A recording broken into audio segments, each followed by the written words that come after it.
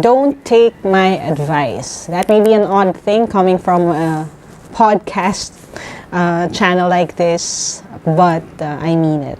And let's talk about that in this new Trying Hard podcast episode.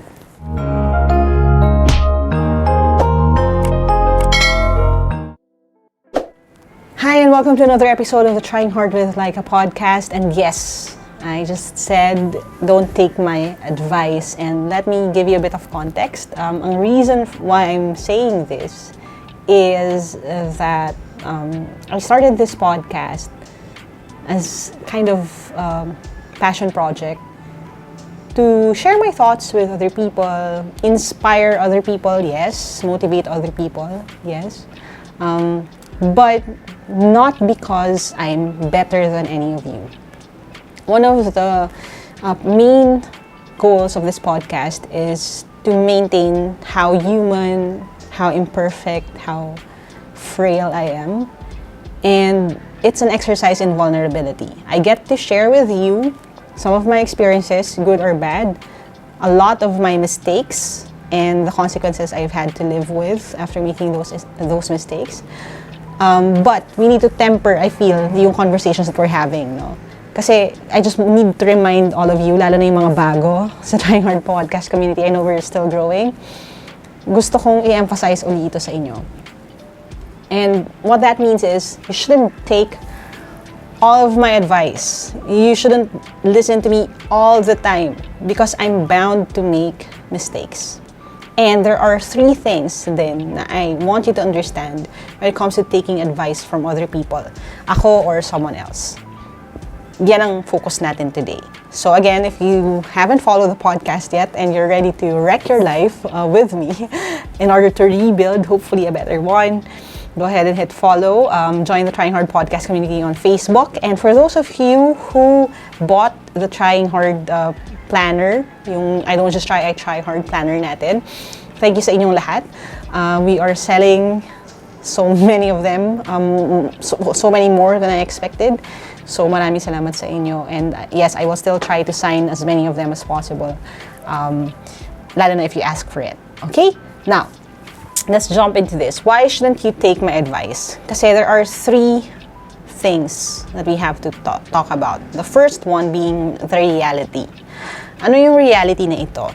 What we have to understand is that you shouldn't take every piece of advice from every person you meet. Kasi if you do, you'll get nowhere. I'm not sure how familiar you are with this parable, no? Pero there's this parable about a man, his son, and a donkey. So they're going to market. From what I remember, ito yung version na natatandaan ko, no? They're going to market, and naglalakad sila, dalawa, tas nililid nila yung kanilang donkey. May nakasalubong sila, sabi nung nakasalubong nila, oh, tinan mo lang tong mag-ama na to. Bakit hindi ninyo sakyan yung donkey?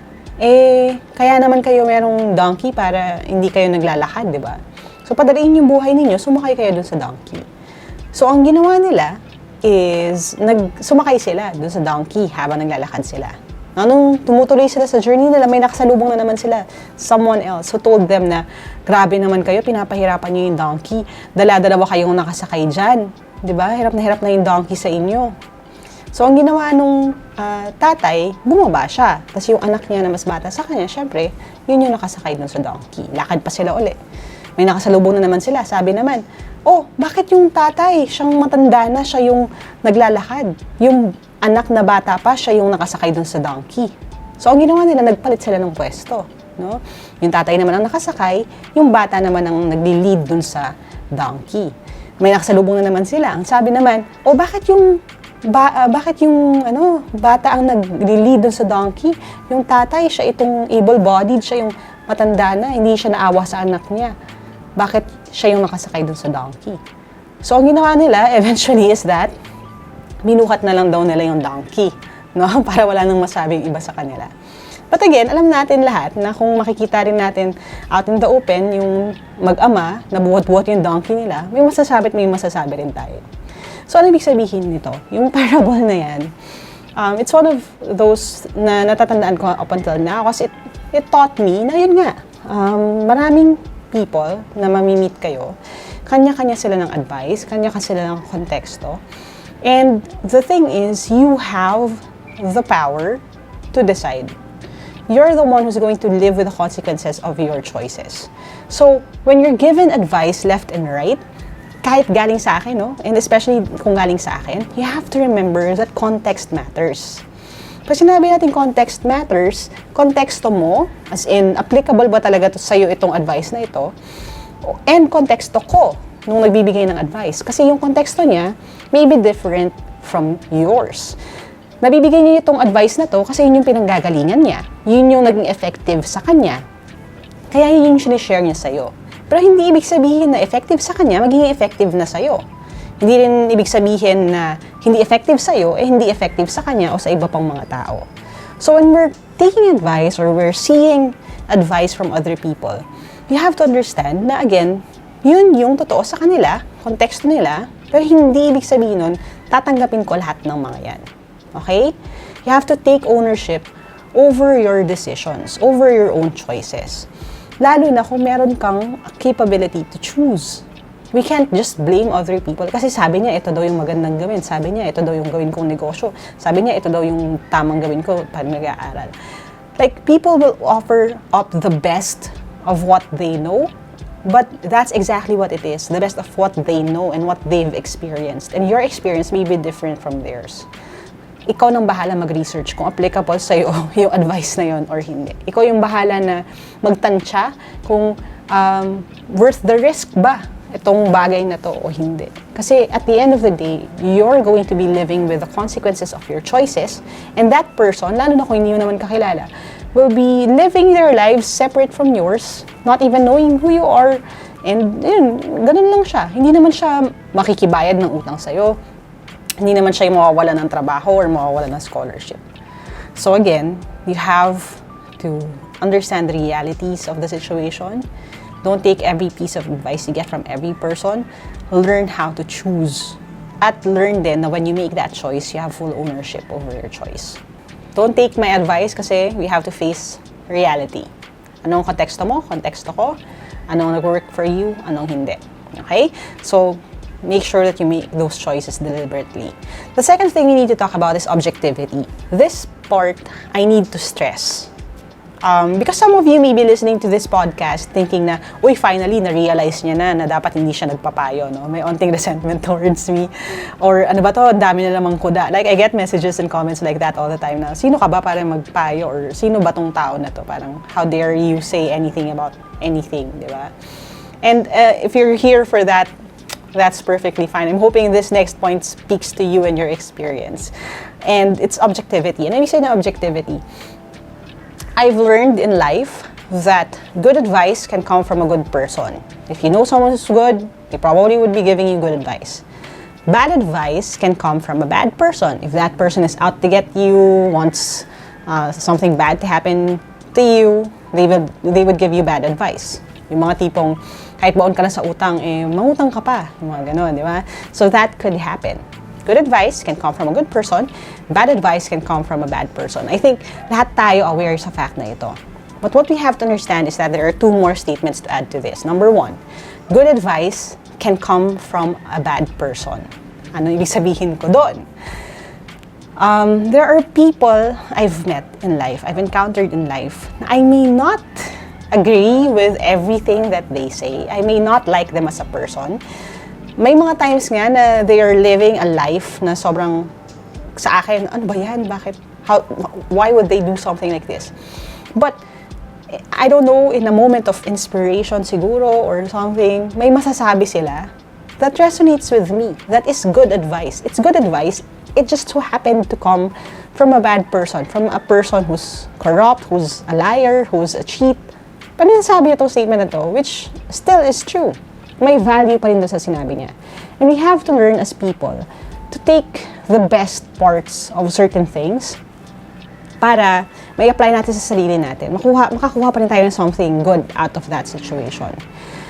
May tendency kasi minsan yung ibang tao na, ay, hindi, basta ayoko sa'yo. Ayoko dito sa person na to, hindi na ako makikinig sa kahit anong sasabihin niya. And sometimes people even take that a step further by saying something like this, okay, ayoko dito sa person na to, so everything that person says, I would do the exact opposite. Like yung kabaliktaran. So if I say na, huwag kayong magka-cram, pag nag-aaral, kasi pag nag-cram kayo the night before, kakaroon ng negative effects sa performance ng brain ninyo. So some people who would sabihin natin, dislike me, sasabihin nila, ay, hindi naman yan totoo kasi lagi ako nagka-cram. So, magpupuyat, sasadyain ba, na gawin yung opposite just to prove a point. And I don't want you to be that kind of person kasi what happens is, nalilimit tayo ng kung ano yung mga pwede natin gawin or hindi natin dapat gawin. Kasi we're living based off of a person we don't like. Diba? When we don't like them, huwag tayo magpadikta sa buhay natin by how they live their lives or by what they do. Diba? Huwag tayo magpalimit. So, sa akin, kung meron ng good advice, kahit you don't like the person, just take the advice. Separate nyo dun sa person. Kaya nga objectivity yung pangalan nito. And the fourth statement, which may turn a few heads then, is that bad advice can come from a good person. Sadly, no? Like, I made this statement before, which contentious din siya, na medyo maraming hindi nag-agree. May mga ibang nag-agree sa akin with passion, yung iba parang nun lang daw nila na-realize. Pero I wrote there that you could be a good person and a bad parent, and a good parent and a bad person. What do I mean by that? There are people who, sabihin na natin, are talagang looking at them, no, lalo na from outside. Kung hindi mo nakikita yung nangyayari sa bahay, na ano siya, role model siya, perfect siya, lagi siyang consistent, successful siya. Pero yung mga anak niya, for some reason, they don't like their father or their mother, their parents, kasi they didn't grow close with them. Kasi yun pala, iba pala yung nangyayari sa loob ng bahay. So, sa akin, totoo yung statement na yun, na pwedeng hiwala yung mga bagay na yun. And pwede rin na good parent siya, as in, maasikaso siya sa bahay, may oras siya para sa mga anak niya, pero paglabas naman, corrupt naman pala siya, or may ginagawa siyang hindi maganda. Diba? Sa akin, may possibility na gano'n. But there are people who say, hindi pwede. Like, automatic yun. Pag bad person ka, bad parent ka. Pero I've grown to realize na hindi gano'n. And what that means is that there are good people out there who may give you bad advice because dun sa larangan na yon or sa sitwasyon na yon, hindi yun ang expertise nila. Hindi yun ang pinanggagalingan nila. Hindi nila fully naintindihan yung kung nasaan ka nanggagaling. And I've seen this happen, lalo na in the religious setting. There will be people and there were people I've seen na, okay, abusive na yung situation, hindi maganda. But because they are good people, they would say, bumalik ka pa rin dun sa relationship na yun kahit na toxic na siya. Turn the other cheek, laging ganun yung advice, when hindi na siya nag-work for that situation. Like if your husband is physically abusing you, hurting you, tapos you ask for advice, and then this person, again, may not know the exact situation, would tell you na, just be forgiving, di ba? Kill them with kindness, love mo pa rin, balik ka pa rin doon. And then they eventually just literally hurt you because nandun ka naman sa ganung sitwasyon. Di ba, makabalik ka doon sa abuser mo. That's actually bad advice coming from a good person. And there's a possibility na may ganun sa mundo. So I'm hoping, by talking about it, medyo mas, kumbaga meron na tayong mas malaking faculty when we're listening to other people's advice. Okay? Now, the third point is about intensity. And I posted this a few years ago, I would say, or pero I reposted it a year ago, where I said na even the best advice or even the greatest or the best advice when taken to the extreme turns into bad advice. And I remember this kasi one of the attorneys sa the social network, they actually asked me about this. So, nung tinanong nila ako about this, I didn't have a ready answer. But I really want to emphasize this dito sa episode na ito. Kasi again, no, even the best advice when taken to the extreme turns into bad advice. Let me give you an example. So, this is another quote I posted, or basically kasi I like doing that, di ba? Parang when I think about a quote or applies to me, I wrote this in my journal, I would share it online. I stopped doing that precisely because I wanted to make this episode muna before I start doing that again. But ito yung advice. So this is a piece of advice. I think it's good advice naman, more or less. But it says here, the price of your happiness shouldn't cost anyone else theirs. Ulitin ko yun, the price of your happiness shouldn't cost anyone else theirs.